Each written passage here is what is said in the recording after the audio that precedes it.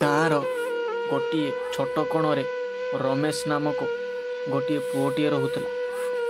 ସେ ଜଣେ ସାଧାରଣ ଚାଷୀ ପରିବାରରୁ ଆସିଥିଲେ, କିନ୍ତୁ ତାଙ୍କର ବହୁତ ବଡ଼ ସ୍ୱପ୍ନଟିଏ ଥିଲା।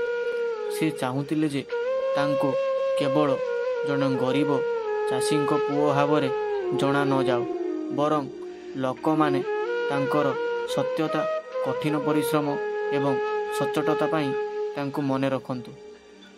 ରମେଶ ପାଠପଢ଼ାରେ ଭଲ ଥିଲା, କିନ୍ତୁ ସେ ଶୀଘ୍ର ଧନୀ ହେବାକୁ ଚାହୁଁଥିଲା। ତାଙ୍କ ବନ୍ଧୁ ରବି ତାଙ୍କୁ କହିଲେ ଯେ ଯଦି ସେ ଛୋଟ ଛୋଟ କୌଶଳ ଶିଖିଯାଏ, ତେବେ ସେ ଶୀଘ୍ର ଟଙ୍କା ରୋଜଗାର କରିପାରିବେ। ପ୍ରଥମେ ରମେଶ ମନା କରିଥିଲେ, କିନ୍ତୁ ଧୀରେ ଧୀରେ ସେ ମଧ୍ୟ ରବିର କଥାରେ ବିଶ୍ୱାସୀ ହୋଇଗଲେ। ସେ ତାଙ୍କ ଦୋକାନରେ ଜିନିଷପତ୍ରର ଓଜନରେ ହରଫେର କରିବା ଆରମ୍ଭ କଲେ। କେତେବେଳେ ସେ ଖରାପ ଜିନିଷଗୁଡ଼ିକୁ ଭଲ ଫଳ ଏବଂ ପନିପରିବା ତଳେ ଲୁଚାଇ ବିକ୍ରି କରୁଥିଲେ।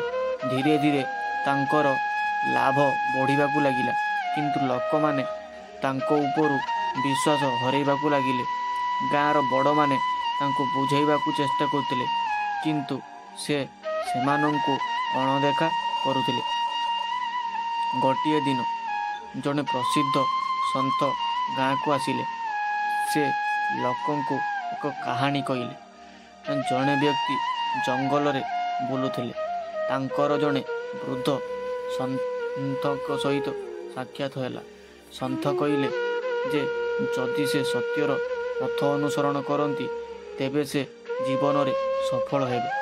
ବ୍ୟକ୍ତି ଜଣକ ପ୍ରଥମେ ଏହାକୁ ଏକ ମଜାକ ବୋଲି ଭାବିଥିଲେ, କିନ୍ତୁ ଯେତେବେଳେ ସେ ସତ୍ୟ କହିବା ଆରମ୍ଭ କଲେ, ତାଙ୍କର କଷ୍ଟ ଆପେ ଆପେ ଶେଷ ହୋଇଗଲା।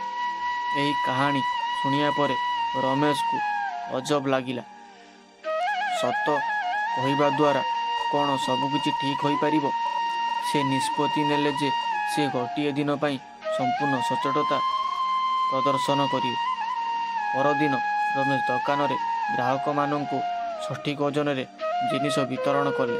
ସେ ନଷ୍ଟ ହୋଇଥିବା ଜିନିଷପତ୍ର ବାହାର କରି ତାଜା ଫଳ ଏବଂ ପନିପରିବା ବିକ୍ରି କରୁଥିଲେ। ସେ ତାଙ୍କ ମନରୁ ସମସ୍ତ ଭୟକୁ ଦୂର କରିଦେଲେ ଏବଂ ସମସ୍ତଙ୍କ ସହିତ ଅତ୍ୟନ୍ତ ସଚ୍ଚୋଟତାର ସହିତ ବ୍ୟବହାର କଲେ। ସନ୍ଧ୍ୟାରେ ଜଣେ ବୟସ୍କ ଗ୍ରାହକ ତାଙ୍କ ଦୋକାନକୁ ଆସି କହିଲେ, ପୁଅ, ଆଜି ପ୍ରଥମ ଥର ପାଇଁ ମୁଁ ଅନୁଭବ କଲି ଯେ ତୁମେ ବଦଳିଗଲ। ଯିଏ ସତ୍ୟ କହିଥାଏ, ତାହାର ଦୋକାନ ଭଗବାନ ନିଜେ ଚଳାନ୍ତି। ସେହି ଦିନଠାରୁ ରମେଶ ଆଉ କେବେ ମିଛ କହିନଥିଲେ। ତାଙ୍କର ବ୍ୟବସାୟ ଧୀରେ ଧୀରେ ବହୁତ ବୃଦ୍ଧି ପାଇବାକୁ ଲାଗିଲା। ଲୋକଙ୍କ ବିଶ୍ୱାସ ଜିତି ସେ କେବଳ ଟଙ୍କା ରୋଜଗାର କରିନଥିଲେ, ବରଂ ସମ୍ମାନ ମଧ୍ୟ ପାଇଥିଲେ। ଯେମିତି ବିଶ୍ୱାସ, ସେମିତି ଲୋକମାନଙ୍କର ଭରସା ମଧ୍ୟ ଥିଲା।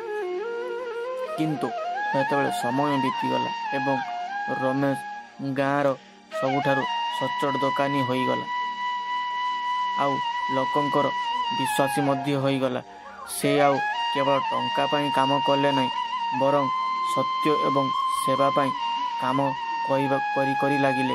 ଗାଁ ଲୋକଙ୍କର ବିଶ୍ୱାସୀ ମଧ୍ୟ ହୋଇଗଲେ। ଏଥିରୁ ଆମେ କ'ଣ ଶିଖିଲେ? ନା, ମିଛ ମାଧ୍ୟମରେ ପ୍ରାପ୍ତ ସଫଳତା ଅଧିକ ଦିନ ସ୍ଥାୟୀ ନୁହେଁ, କିନ୍ତୁ ସତ୍ୟ ପଥରେ ଚାଲିବା ଦ୍ୱାରା ବ୍ୟକ୍ତିର ଜୀବନ ଆପେ ଆପେ ବଦଳିବାକୁ ଲାଗିଥାଏ। ଏହା ଏହି ଛୋଟ ଷ୍ଟୋରି ମଧ୍ୟରେ ଆମେ ଜାଣିପାରିଲେ।